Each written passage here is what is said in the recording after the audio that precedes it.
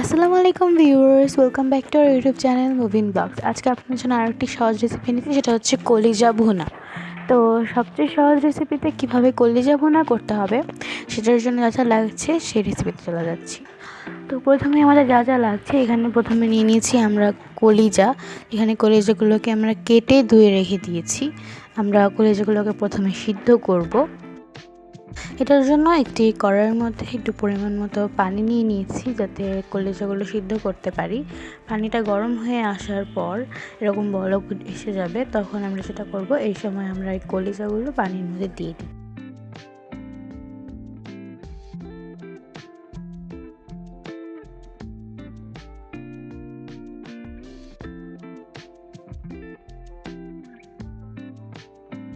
কলিজাগুলো অনেকক্ষণ পর সিদ্ধ হয়ে গেলে এরকম একটা কালার চলে আসবে। দেখে চামচ দিয়ে বারবার আমরা নেড়ে নেড়ে দেখে নেব সিদ্ধ হয়েছে কি না।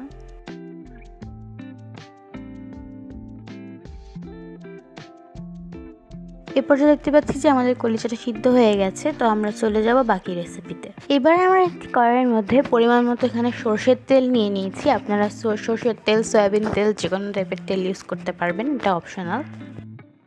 তো তেলটা এখানে গরম করা পর্যন্ত একটু অপেক্ষা করব। তো এই পর্যায়ে আমরা কিছু গরম মশলা দিব। এখানে আমরা লবঙ্গ, এলাচ, গোলমরিচ এবং দারচিনি দিয়েছি। এবার তেজপাতা দিয়ে দিচ্ছি এবং দিয়ে দিচ্ছি কেটে রাখা পেঁয়াজ কুচি।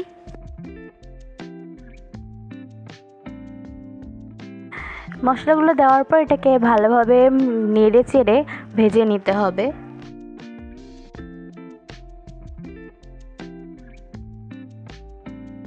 অবশ্য সরষের তেল দিয়ে রান্না করতে হলে এরকম গেঁচা হয়, এটা নর্মাল জিনিস। এটাকে নেড়ে নেড়ে বারবার মশলাগুলোকে ভেজে নিতে হবে। দেখতে হবে যে পেঁয়াজগুলো অনেকটা সফট হয়ে এসেছে এবং গোল্ডেন ব্রাউন হয়ে আসছে। এ পর্যায়ে আমরা যেটা করবো, বাটা মশলাগুলো দিব। এখানে আমরা আদা বাটা, রসুন বাটা এবং জিরা বাটা দিয়ে দিচ্ছি। বাটাগুলো দেওয়ার সাথে সাথেই নেড়ে নিতে হবে, না হলে মশলাগুলো পুড়ে যেতে পারে।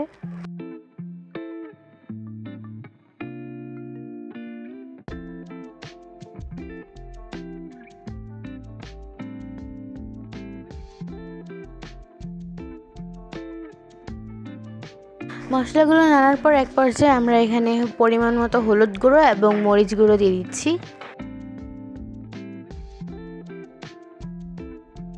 এবং মশলাটা কষানোর জন্য এখানে হালকা পরিমাণ পানি দিয়ে দিচ্ছি। দেওয়ার পর দ্রুত মশলাগুলোকে নেড়ে নিতে হবে, কারণ মশলাগুলো না হলে পুড়ে যাবে। এখানে অল্প পরিমাণ পানি দিয়ে আমরা মশলাটাকে কষিয়ে নিব নেড়ে নেড়ে।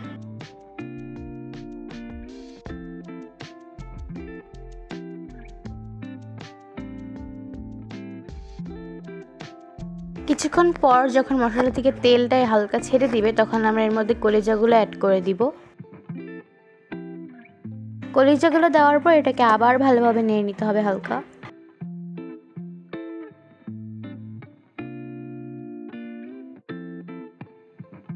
নাড়ে নেওয়ার পরে এটাকে আবার ঢেকে দিতে হবে।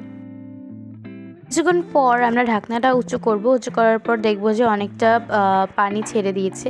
তো এটাকে, পানিটা অলমোস্ট শুকিয়ে এসেছে, তো এটাকে আবার নেড়ে নিলাম।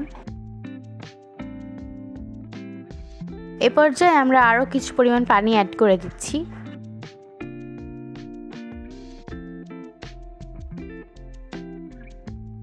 পানিটা দেওয়ার পর এটাকে আবার নেড়ে এখানে কিছুক্ষণের জন্য আবার ঢেকে দিব।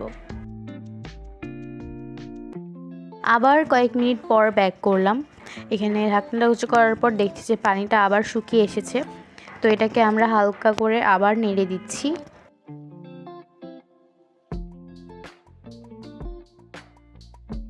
কিছুক্ষণ পর নেড়ে নেওয়ার পর এখানে আমরা যে কেটে রাখা আলুগুলো রেখে দিয়েছিলাম, এখানে আলুগুলো অ্যাড করে দিচ্ছি। আলুগুলো দেওয়ার পর এটাকে আবার নেড়ে নিতে হবে। নেড়ে নেওয়ার পর এখানে এটাকে আবার ঢেকে দিচ্ছি। কিছুক্ষণ পর ঢাকনাটা উঁচু করে দেখছি যে পানিটা শুকিয়ে এসেছে। তো এটাকে আমরা আবার নেড়ে নেব, না হলে তলে লেগে যাবে।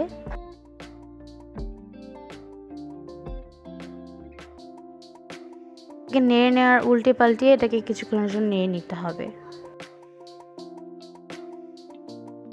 এবার এখানে আমরা কিছু পরিমাণ পানি অ্যাড করে দিচ্ছি।